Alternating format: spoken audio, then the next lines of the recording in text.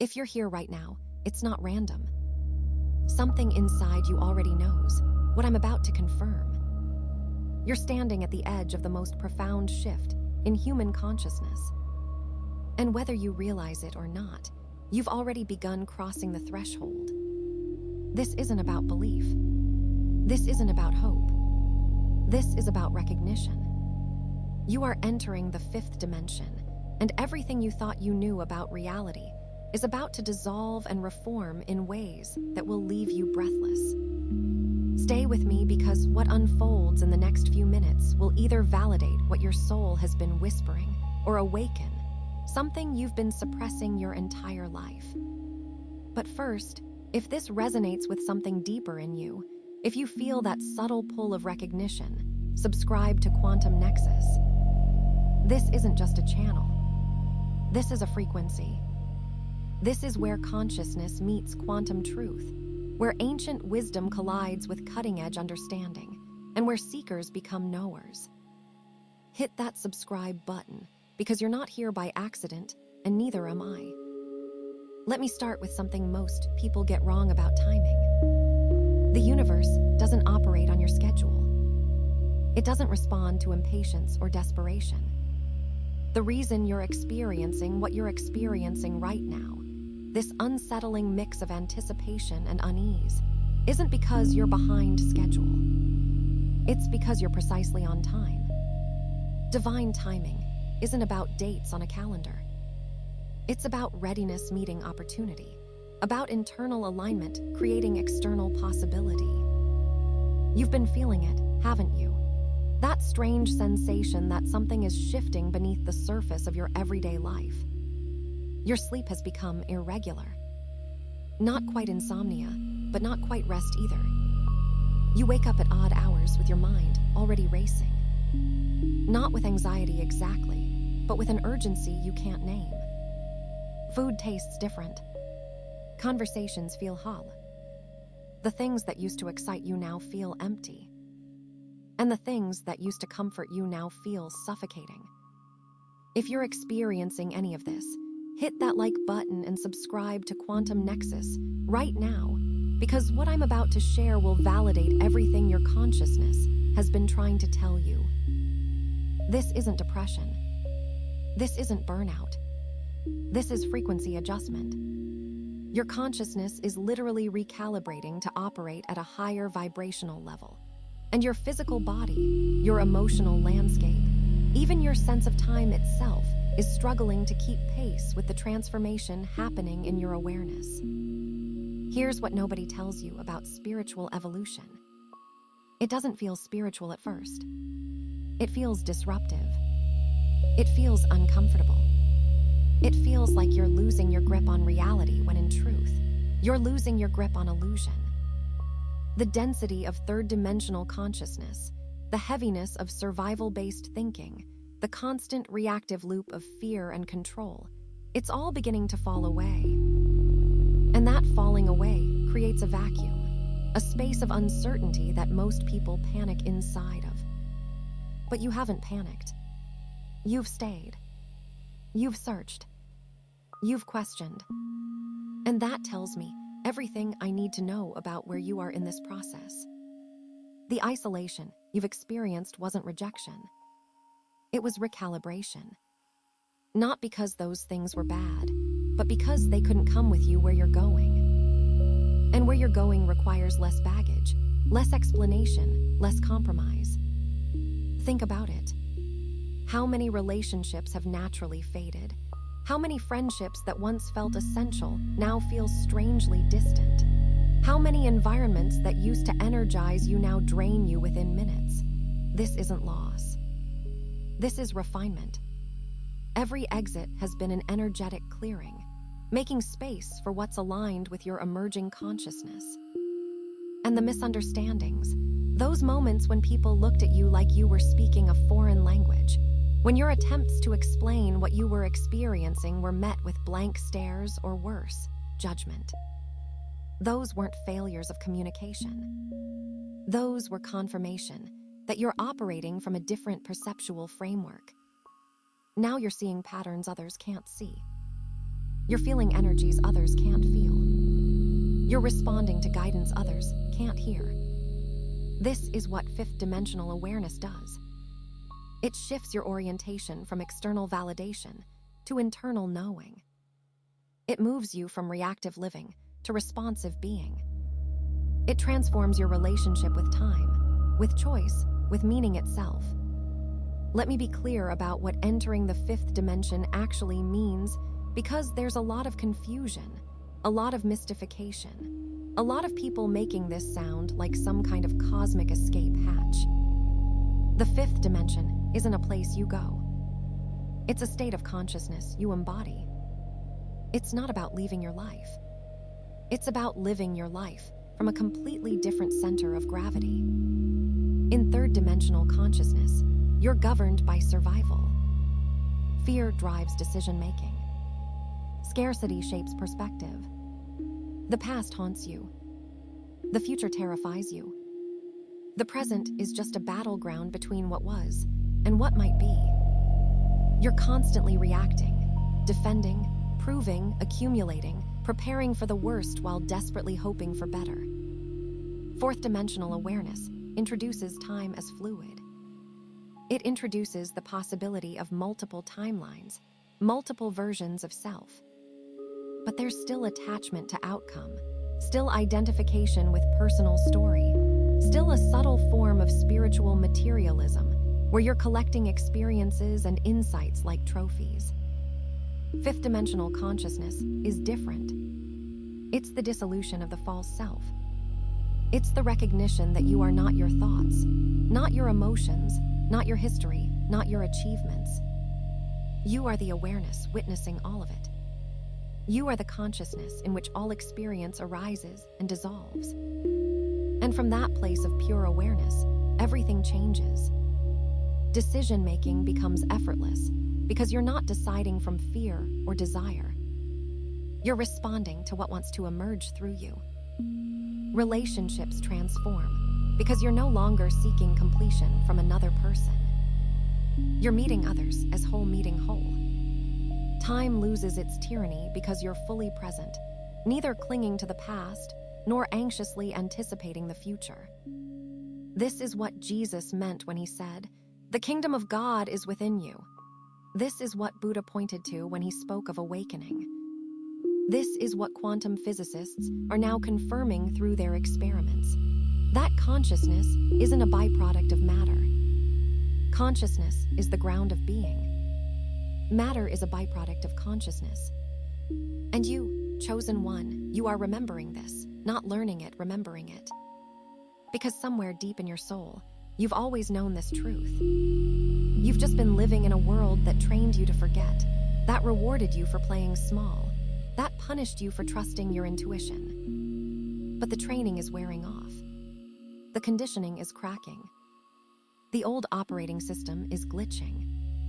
And a new one is coming online. That's what you're feeling. That's why you're here. Now, let me talk about the signs, because you need confirmation. You need to know that what you're experiencing isn't mental breakdown, but spiritual breakthrough. And there are unmistakable markers of this transition. First, your tolerance for superficiality has evaporated. Small talk feels physically uncomfortable. Surface-level interactions drain you instantly. You can't engage in conversations that don't touch truth anymore. People think you've become difficult or distant. What's actually happened is that your consciousness can no longer conform to collective unconsciousness. You're not interested in performing normalcy when everything about normal feels like a lie. Second, your emotional reactivity has shifted. Things that used to send you spiraling now pass through you with minimal disruption. Not because you've become numb, but because you've developed space between stimulus and response. You observe your emotions rather than being consumed by them. This is emotional mastery, and it's one of the clearest signs of fifth-dimensional integration. Third, you've started experiencing synchronicities at an accelerated rate. Numbers repeating, conversations echoing your thoughts, books appearing with exactly the message you needed. people showing up at precisely the right moment. This isn't coincidence. This is coherence. When your consciousness aligns with higher frequency, the quantum field responds. Reality begins organizing itself around your awareness because you are no longer fighting reality. You're flowing with it. Fourth, your perception of time has become nonlinear. Hours disappear in what feels like minutes. Moments stretch into eternity. You remember things that haven't happened yet. You feel nostalgia for futures you're moving toward. This temporal fluidity is your consciousness expanding beyond the prison of chronological time. Fifth, your body is changing in subtle but undeniable ways. You're more sensitive to energy. You can feel the emotional climate of a room before anyone speaks. Certain foods no longer resonate. Your need for sleep fluctuates wildly. You experience physical sensations, tingling, pressure, waves of heat that have no medical explanation. This is your light body activating, your energetic system recalibrating to hold more frequency. Sixth, you've lost interest in defending yourself. When people misunderstand you, judge you, project onto you, there's no impulse to correct them. Not because you don't care, but because you recognize that their perception of you is not your responsibility. You're no longer trying to control how others see you, and that freedom is intoxicating. Seventh, your dreams have become more vivid, more symbolic, more instructive. You're receiving guidance through your sleep state. You're processing trauma, integrating shadow, communicating with aspects of yourself that don't have language. Pay attention to your dreams. They're showing you what your waking consciousness isn't ready to see yet. Eighth, you've started recognizing that not everyone who opposes you is your enemy. Some people are simply wounded, operating from unhealed trauma, projecting their pain onto the world. And instead of taking it personally, you feel compassion, not pity, compassion, the recognition that everyone is doing the best they can with the level of consciousness they currently have access to. Take a moment right now and comment below with this phrase: I am no longer who I was. I am becoming who I've always been. Say it out loud if you can feel it in your body. This isn't just affirmation. This is declaration. This is you signaling to the quantum field that you are ready, that you are willing, that you are open to the transformation that wants to move through you. Here's what most spiritual teachings get wrong about this shift. They make it sound gentle, like you're just peacefully ascending into bliss. That's not how it works. Fifth dimensional consciousness doesn't eliminate Challen. It transforms your relationship to Challen. You still experience difficulty, loss, uncertainty, but you experience it differently. In third dimensional consciousness, challenge is evidence of failure. Something's wrong. You're being punished. The universe is against you. In fifth dimensional consciousness, challenge is information. What is this teaching me? What is trying to emerge? What old pattern is being revealed so I can finally release it? So, when I say you're entering the fifth dimension, I'm not saying your life is about to become easy. I'm saying your life is about to become real.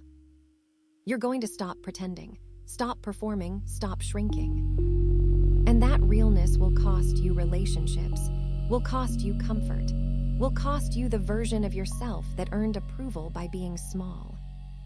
But what you gain is immeasurable. You gain your soul back. You gain access to your true power.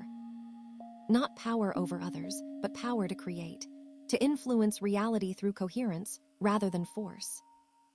You gain the ability to move through the world as a sovereign being. No longer at the mercy of external circumstances, no longer begging reality to be different than it is. Let me address something important. Some of you are afraid that if you fully embrace this shift, you'll lose your connection to the divine. That somehow becoming more conscious means becoming less spiritual. That fear is backwards. True spiritual evolution doesn't take you away from source. It removes everything standing between you and Source. Fifth-dimensional awareness doesn't make you less connected to God. It reveals that you were never separate from God in the first place. The separation was always illusion, always a trick of perception. And now that illusion is dissolving. What remains is the raw, unfiltered truth that you are an expression of divine consciousness, having a temporary human experience. And from that recognition, everything you do becomes prayer. Every conversation becomes ceremony. Every choice becomes an act of creation. Because you're no longer living as a separate self, trying to survive in a hostile universe. You're living as the universe exploring itself through the unique lens of your individual perspective. This is where forgiveness becomes effortless. Not because offenses don't matter, but because you recognize that everyone is operating from their current level of awareness. You can't hold someone accountable for seeing clearly when they're still looking through the fog of unconsciousness. You don't excuse harmful behavior, but you stop taking it personally. You establish boundaries without needing the other person to understand why, and judgment transforms into discernment.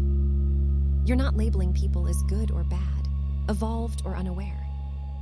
You're simply recognizing what frequency they're broadcasting and deciding whether that frequency is compatible with yours. Some people are meant to walk with you. Some people are meant to teach you through contrast. And some people are meant to wave goodbye from a distance. The key is learning to release without resentment, to honor what was without clinging to what's no longer alive, to say thank you to the lessons and move forward without needing closure from anyone except yourself. Now, there's a dimension of this transition that's uncomfortable to talk about, but I'm going to say it anyway because you need to hear it.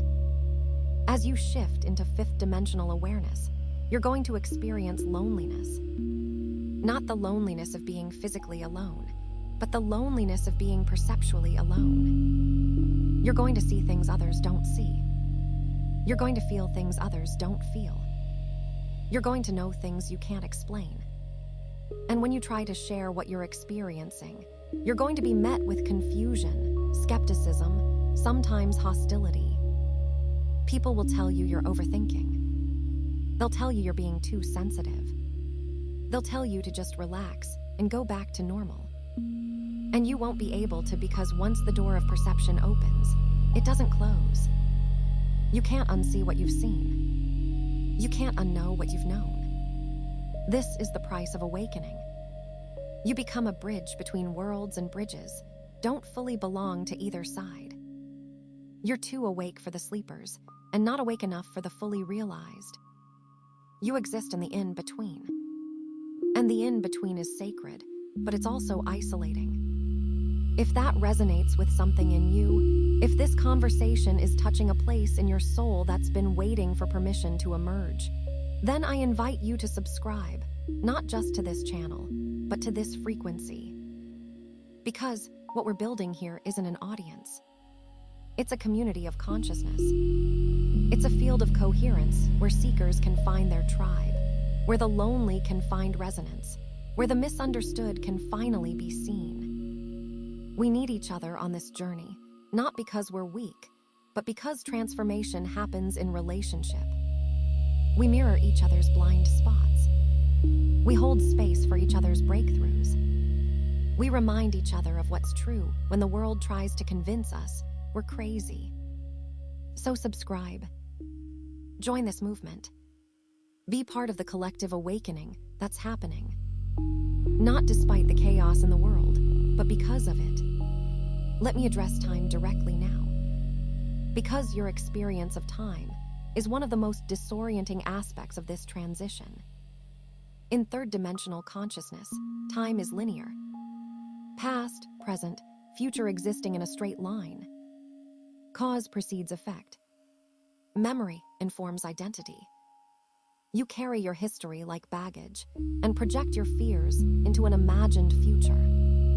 But in fifth-dimensional consciousness, time becomes fluid, flexible, even simultaneous. You begin to understand that past, present, and future are all happening now. That the only reason you experience them as separate is because of the limitations of human perception. And as those limitations dissolve, you start to access information from timelines you haven't lived yet. You start to feel the resonance of futures trying to pull you forward. This is what Jesus understood when he spoke about not worrying about tomorrow. He wasn't promoting irresponsibility. He was teaching temporal mastery. When you're fully present, when you're completely here in this moment, you're actually accessing all moments. The eternal now contains everything. Past, present, future, all possible versions of you, all potential timelines, all existing simultaneously in the quantum field. And your awareness is the navigator. Where you place your attention determines which timeline you're tuning into. When you ruminate on past trauma, you're literally pulling that timeline into your present experience. When you obsess about future catastrophe, you're collapsing that potential into your current reality. But when you rest in presence, when you simply be here now, you free yourself from the tyranny of time and you allow the highest possible timeline to emerge organically. This is why spiritual traditions emphasize meditation, contemplation, stillness. Not because sitting quietly is inherently virtuous, but because stillness is the portal to temporal fluidity. In stillness, you stop running from the past and chasing the future. You drop into the only moment that actually exists. And from that place of presence, you have access to everything. But here's what's crucial to understand. Presence isn't passive. Presence is the most active state of consciousness available to you. When you're truly present, you're not just observing reality. You're participating in its creation. Your awareness is literally collapsing probability, waves into manifestation. You're choosing which version of reality becomes solid simply by where you focus your attention. This is the quantum observer effect, translated into spiritual language. Consciousness doesn't just witness reality. Consciousness creates reality. And the more conscious you become, the more creative power you have access to. Not to manipulate outcomes, but to align with what wants to emerge through you. So when I talk about entering the fifth dimension, I'm talking about you stepping into your role as conscious creator. Not from ego, not from desire, but from alignment with the deepest truth of who you are. You stop asking reality to give you what you want and start asking what reality wants to create through you. And that shift, that surrender to something larger than personal preference, that's where true magic happens. Your prayers change when you enter this state. You stop begging God for things and start asking God what he wants to do with you. You stop demanding specific outcomes and start requesting alignment with divine. You move from transaction to surrender, from negotiation to trust. And paradoxically, that's when miracles start occurring naturally. Not because you're forcing them, but because you're finally out of the way. Let me talk about healing now. Because you can't cross into higher consciousness while carrying unprocessed wounds. God, source, the universe, whatever language resonates with you is inviting you to release. Not to forget, not to suppress, but to integrate and then release. You've been carrying burdens that were never yours to carry. Guilt for things you couldn't have known. Shame for being sensitive in a world that values toughness. Anger at yourself for choices you made when you were operating from woundedness rather than wisdom. And these burdens have been keeping you tethered to lower frequencies, preventing you from fully embodying the consciousness that's trying to emerge. Healing in this context doesn't mean erasing the past. It means changing your relationship to the past. You stop living inside the story of what happened to you and start recognizing the story as one chapter in a much larger narrative. The trauma was real. The pain was valid, but it's not the whole truth of who you are. It's not the final word on your identity. And here's something most people don't realize. Unforgiveness isn't just holding on to anger towards someone else. Sometimes unforgiveness is directed at yourself. You're angry at the version of you who made that mistake, who stayed too long, who didn't see the signs, who trusted the wrong person. And that self-directed anger is creating energetic density that's preventing your ascension. Now, what we've explored today barely scratches the surface of what's possible when you understand how to work with these frequencies consciously. If you're feeling called to go deeper into the complete system of frequency transmission, into the 9 master frequencies, and how to shift from unconscious broadcasting to becoming the field itself, I've laid out the entire framework in my book, Beyond the Frequencies, a quantum guide to consciousness mastery. It takes you step by step through the journey from seeking to being, from manifestation to embodiment, showing you exactly how to break free from survival static and anchor into the frequencies that create effortless reality. It's linked in the pinned comment below. So let me say this clearly. Grace isn't just for other people. Grace is for you. God doesn't hold your healed self responsible for what your wounded self did to survive. The version of you that made those choices was doing the absolute best they could with the tools and awareness they had at the time. You didn't know then what you know now. And beating yourself up for past ignorance isn't justice. It's cruelty. Forgive yourself. Not as a one-time event, but as a practice.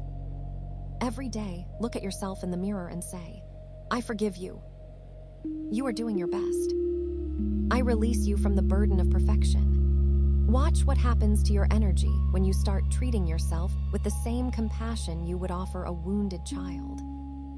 Healing also requires releasing identities that served you once, but now confine you.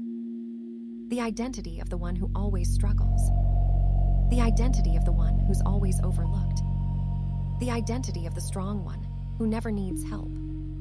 These roles were survival strategies, ways of navigating a world that felt unsafe. But they're not who you actually are. They're costumes you wore. And now it's time to step out of them. You're allowed to evolve. You're allowed to become softer, even though you had to be hard for so long. You're allowed to receive, even though you've been the giver. You're allowed to rest, even though productivity was how you proved your worth. These old identities are dissolving, not because you failed, but because you've outgrown them. And yes, there's grief in that. Grief for the version of yourself who tried so hard. Grief for relationships that couldn't survive your evolution. Grief for dreams that changed shape. Don't bypass the grief. Let it move through you. Grief isn't lack of faith. Grief is love with nowhere to go. And when you let it flow rather than suppressing it, it clears space for something new to be born. Your body is also part of this healing process. You can't have a spiritual awakening while ignoring the physical vessel that houses your consciousness. Your body has been holding tension, trauma, unprocessed emotion for years, maybe decades. And as you shift into higher frequency, that stored energy needs to release. This is why you might experience strange physical sensations during this transition. Tingling in your extremities, pressure in your chest, waves of heat or cold. These aren't symptoms of illness. These are symptoms of energetic clearing. Your nervous system is recalibrating. Your light body is activating. Your physical form is learning to hold more consciousness than it was designed to hold in its original density. Be gentle with your body during this time. Rest when you need to rest. Move when you need to move. Hydrate. Nourish yourself with food that actually feeds you rather than food that just fills you. Your body is not separate from your spiritual journey. It's the sacred vehicle through which your consciousness experiences this dimension. So what do you actually do in the next 24 hours to align yourself with this shift? Not to force it, not to manipulate it, but to position yourself to receive it. First, protect your inner atmosphere. Be ruthlessly selective about what you allow into your field. Media that feeds fear, conversations that drain energy, environments that trigger old reactive patterns create distance from anything that pulls you out of center. This isn't avoidance. This is stewardship. You're the guardian of your own consciousness, and you have to guard it carefully during transition. Second, create space for stillness.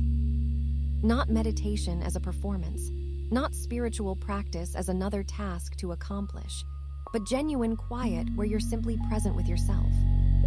Sit, breathe, notice. Let your nervous system settle. Let your mind slow down.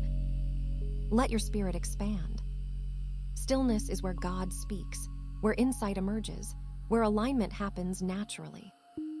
Third, pay attention to the subtle nudges. A thought that brings calm, a direction that feels gentle but clear, a sense of release around something you've been gripping too tightly. These aren't random. These are guidance.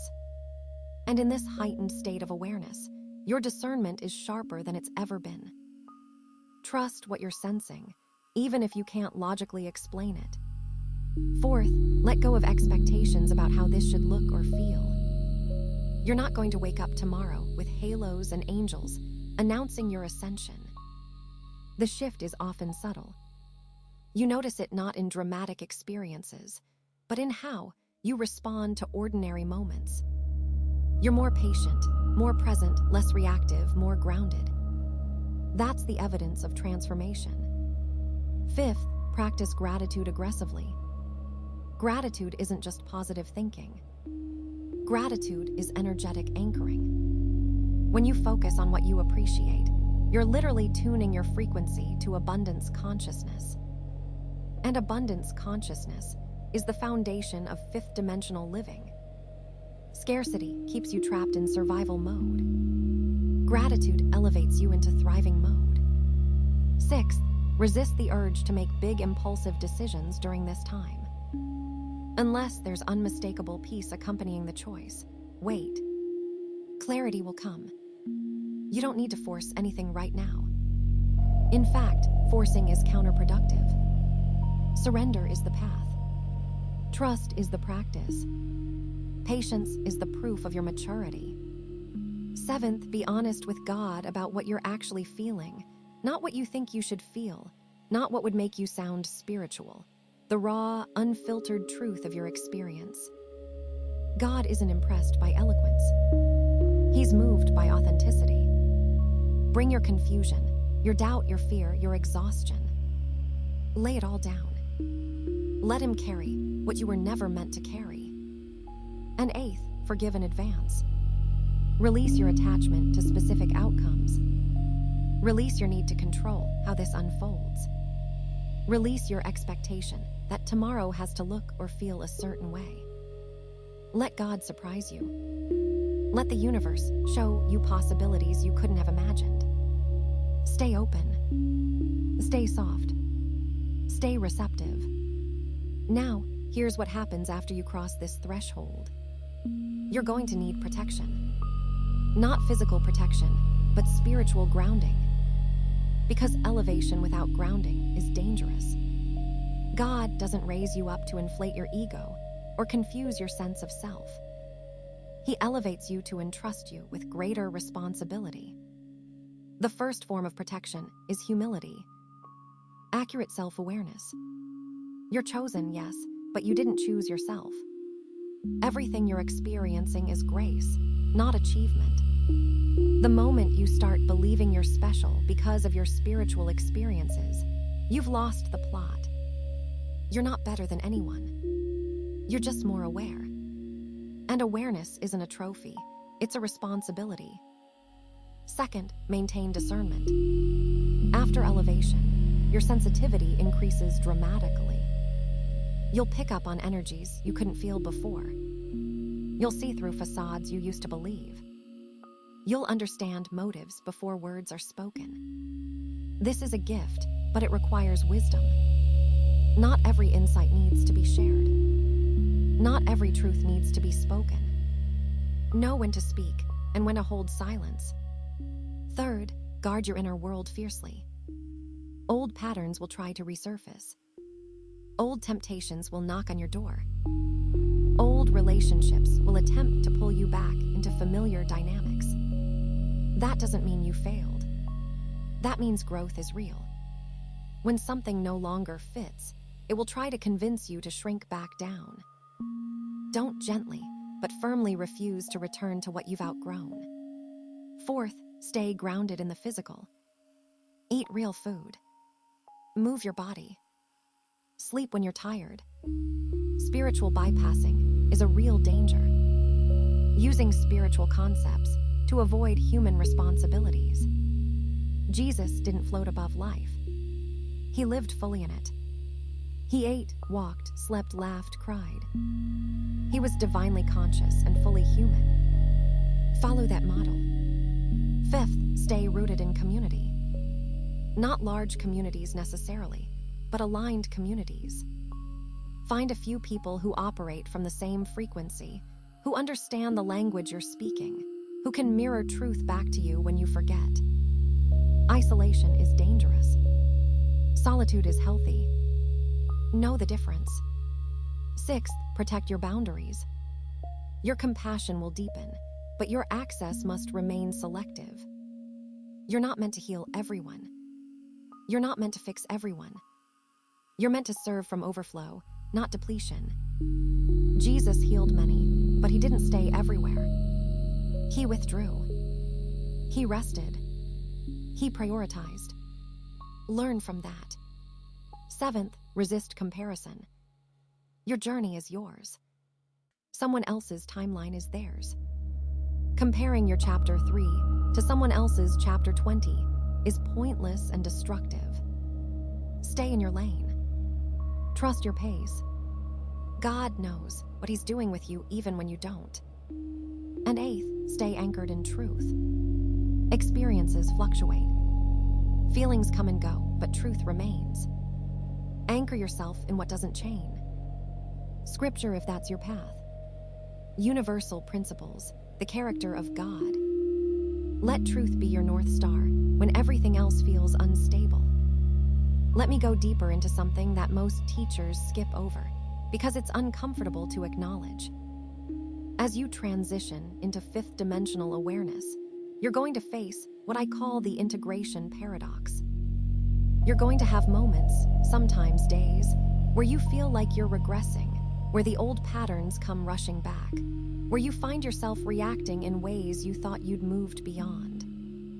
And in those moments, your mind is going to tell you that you failed, that this whole awakening thing was just a fantasy, that you're not actually evolving at all. But here's what's really happening. Integration isn't linear. It's spiral. You're not going backwards. You're circling back to old patterns from a higher vantage point, meeting them with more awareness, more compassion, more capacity to choose differently. Every time you encounter an old trigger and respond with even slightly more consciousness than before, you're rewiring neural pathways. You're literally changing your brain's architecture. Think of it like this. When a building is being renovated, sometimes it has to be torn down to the studs before it can be rebuilt stronger. The demolition phase looks like destruction, but it's actually preparation for transformation. Your consciousness is undergoing the same process. Old structures of belief, old patterns of perception, old ways of relating to reality, they're all being dismantled. And in the space between what was and what will be, there's chaos, confusion, and the temptation to abandon the process entirely. Don't abandon it. This discomfort is not evidence that you're doing it wrong. It's evidence that you're doing it right. Growth always looks like breakdown before it looks like breakthrough. The caterpillar doesn't peacefully transition into a butterfly. It dissolves into liquid inside the chrysalis. Complete dissolution. And from that liquefied state, something entirely new emerges. You're in the chrysalis right now. Trust the process, even when it feels like you're falling apart. Now, there's another dimension of this shift that needs to be addressed. the relationship between consciousness and the body. Most spiritual teachings treat the body like a vehicle you're temporarily inhabiting, something separate from your true self that you'll eventually transcend. But that understanding is incomplete and actually delays your evolution. Your body isn't separate from consciousness. Your body is consciousness in material form. Every cell in your body is a quantum field of possibility. Your DNA isn't just a biological blueprint. It's an antenna receiving and transmitting information from the larger field of consciousness. When you shift into higher awareness, your body has to literally restructure itself at the cellular level to accommodate that new frequency. This is why you're experiencing physical symptoms. This is why your sleep is disrupted. This is why certain foods suddenly don't work for you anymore. This is why you might have unexplained aches, pressure sensations, digestive changes. Your body is upgrading its operating system, and upgrades require temporary disruption of normal function. The key is learning to communicate with your body, rather than just inhabiting it. Your body has intelligence that your mind can't access. It knows things your rational consciousness hasn't figured out yet. When you feel resistance in your chest, that's information. When you feel expansion in your solar plexus, that's guidance. When you feel contraction in your throat, that's a boundary being communicated. Start listening to your body as you would listen to a wise teacher. It will tell you who to trust and who to avoid. It will tell you which opportunities are aligned and which are distractions. It will tell you when to move forward and when to wait. Your body's wisdom is immediate, visceral, and almost always accurate if you've learned to distinguish between fear-based sensation and truth-based sensation. Fear contracts. Truth expands. Even when truth is uncomfortable, even when it requires you to make difficult choices, there's an underlying expansion, a sense of rightness that fear never produces. Fear makes you feel small, trapped, urgent. Truth makes you feel grounded, spacious, patient. Learn to read your body's language, and you'll have a guidance system more accurate than any external authority. Let me also address the phenomenon of timeline shifting, because this is where things get really interesting. In third-dimensional consciousness, you experience reality as fixed. What happened happened. What is. You're subject to circumstances, reacting to events as they unfold with minimal sense of agency beyond your immediate choices. But quantum physics has proven something extraordinary. Reality exists in superposition until observed, meaning all possibilities exist simultaneously until consciousness collapses them into manifestation through the act of observation. You're not moving through one fixed timeline. You're constantly shifting between parallel timelines based on your dominant frequency, your habitual thoughts, your emotional set point. Every choice you make, every belief you hold, every emotion you sustain is selecting which timeline becomes your experienced reality. When you shift your consciousness, you don't just change how you perceive reality. You literally shift into a different timeline where different possibilities are available. This isn't metaphor. This isn't visualization. This is quantum mechanics applied to lived experience. So when you enter fifth-dimensional awareness, you gain access to timeline navigation. You're no longer stuck in a predetermined story. You're authoring your reality in real time through the quality of your consciousness. This doesn't mean you can manifest a mansion through wishful thinking. It means you can align with the timeline where your highest possibility is already unfolding, and then take inspired action from that alignment. Here's how it works practically. Most people are living in timelines that match their unconscious programming. They're replaying old trauma, projecting past pain into future scenarios, and then wondering why life keeps presenting the same problems in different packaging. Their consciousness is locked into a repetitive loop. And that loop generates a matching timeline. But when you become conscious, when you catch yourself in the loop and choose differently, you create a split. One version of you continues down the old timeline. But another version, the more conscious version, steps into a new timeline where different rules apply, different opportunities emerge, different relationships become available. This is what Jesus meant when he talked about being in the world, but not of it. He was describing timeline navigation. He was living in a reality shaped by divine consciousness, while everyone around him was living in a reality shaped by survival consciousness. Same planet, completely different experienced realities. And you're learning to do the same thing. You're learning to disentangle your consciousness from the collective timeline of fear, scarcity, separation, and violence. You're learning to anchor yourself in a timeline where love is real, abundance is natural, connection is possible, and peace is your birthright. But here's the thing about timeline shifting that nobody tells you. When you shift timelines, the people in your life are either going to shift with you or they're going to fade out. Not because you're abandoning them, but because you're no longer a vibrational match. You're literally existing in different realities, even though you're occupying the same physical space. This is the deeper reason behind the isolation you've been experiencing. It's not just that you're becoming more discerning. It's that you're migrating to a different timeline. And not everyone is making that migration with you. Some people are meant to stay in your story. Others are meant to be chapters that close so new chapters can begin. And you can't force anyone to shift with you. You can't convince someone to wake up. You can't drag someone into a higher timeline. All you can do is embody the frequency you want to live in and trust that everyone else is on their own perfect path, even if that path diverges from yours. Let me talk now about the role of shadow work in this transition, because this is where a lot of seekers get stuck. They think spiritual awakening means transcending darkness, rising above shadow, becoming pure light. But that's not how it works.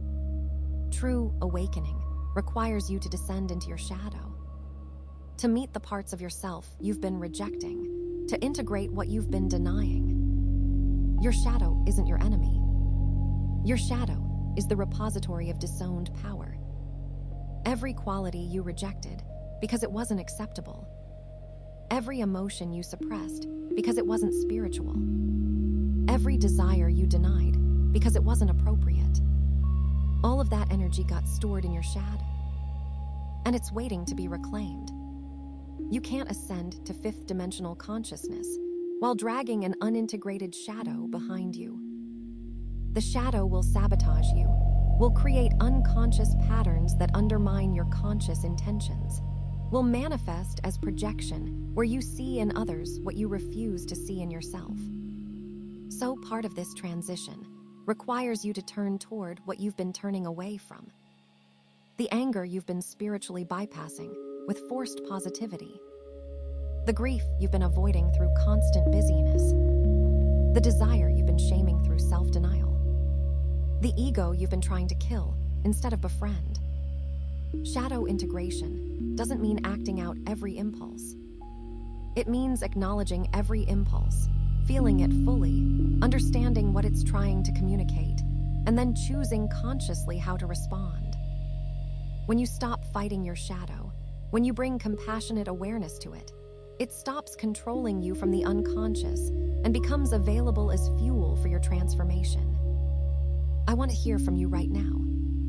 Drop a comment below sharing one shadow aspect you're finally ready to integrate, or one old pattern you're releasing as you step into this new frequency. Your sharing creates permission for others to do the same. This is deep, challenging work. It's not comfortable to sit with rage. It's not pleasant to feel the full weight of your grief. It's vulnerable to admit you have needs, wants, desires that don't fit your spiritual self-image. But this is the work that creates real, lasting transformation. This is how you become whole, rather than just appearing enlightened. And here's the paradox. The more you integrate your shadow, the lighter you become. Not because you've gotten rid of darkness, but because you've stopped using energy to keep it hidden. Integration releases the energy you were using for suppression. And that released energy becomes available for creation, for service, for joy. There's also something crucial I need to say about discernment versus judgment. Because as your awareness sharpens, you're going to see clearly into people, situations, and systems in ways that can feel overwhelming. You're going to recognize manipulation you couldn't see before. You're going to sense agendas that are hidden beneath pleasant surfaces. You're going to feel the energetic truth beneath the words people speak. And the temptation is going to be to judge, to label people as good or bad, awake or asleep, evolved or primitive, to create hierarchies where you're more advanced and others are less aware, to develop spiritual superiority disguised as discernment. But judgment is ego trying to protect itself through creating separation. Discernment is wisdom, recognizing what's true without needing to make it mean anything about your worth or anyone else's. You can see clearly that someone is operating from unconsciousness without judging them for it. You can recognize that a situation is misaligned without condemning yourself for being in it. You can feel the energy of deception without making the deceiver your enemy. Discernment says, "This isn't for me." Judgment says, "This is wrong and needs to be different." Discernment creates space. Judgment creates conflict. Discernment preserves your energy. Judgment drains it. Learn the difference. Because one will elevate you, and the other will keep you trapped in the very consciousness you're trying to transcend. As you move forward from this moment, as you step more fully into the awareness that's emerging through you, remember that transformation isn't a destination. It's not something you achieve and then maintain forever. It's a dynamic living process that requires your ongoing participation, your continued willingness to let go of what no longer serves, your repeated choice to align with truth, even when it's uncomfortable. You're going to have days when you feel deeply connected, where everything flows, where you're clearly tuned into higher guidance. And you're going to have days when you feel completely disconnected, where everything is effort, where you can't find the frequency you know is there. Both are part of the process. Both are teaching you something essential. The connected days teach you what's possible. The disconnected days teach you that your worth isn't dependent on your state. You're not more valuable when you're in flow and less valuable when you're struggling. You're infinitely valuable simply because you exist. Because consciousness chose to express itself as you. Because the universe needed exactly what only you could bring. If this is landing deeply for you, consider returning to this video tomorrow morning to anchor these frequencies as you begin your day. And if someone in your life is experiencing the same transition, but doesn't have language for it yet, share this with them. When you share quantum consciousness principles like this, you're not just passing along information. You're creating an energetic ripple in the collective field. That accelerates awakening for both you and them, reinforcing your own understanding while helping catalyze their breakthrough. Drop one word in the comments right now that captures the energy you're choosing to embody as you move forward. Just one word, your word. Let it be your signature to the quantum field, your declaration of intention, your energetic imprint on this moment. And if you're still here, if you've stayed with me through this entire journey, subscribe now.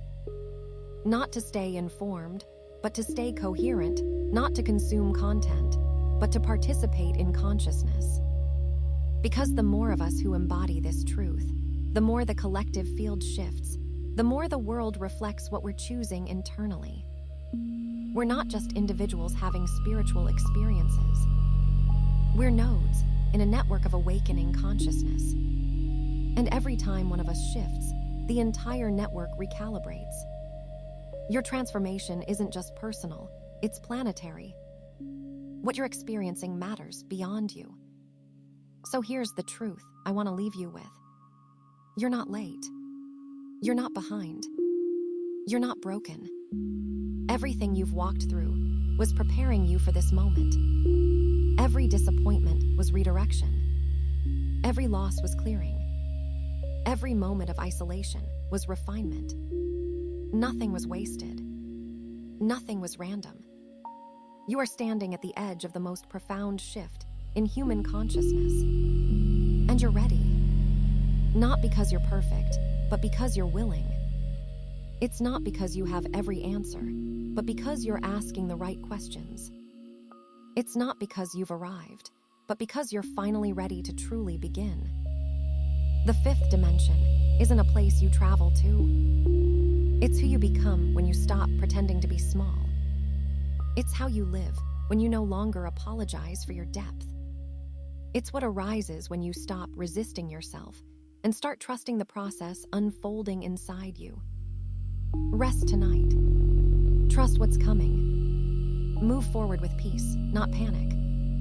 With curiosity, not control. With openness, not expectation. Allow tomorrow to reveal itself in its own time. Let God surprise you. Let the universe unveil possibilities beyond your imagination.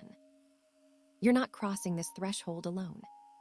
You're being guided, supported, held. The same consciousness that orchestrates galaxies is guiding your awakening. The same intelligence that grows flowers from seeds is cultivating new awareness through you. You're in good hands, better than good divine. This shift isn't here to overwhelm you.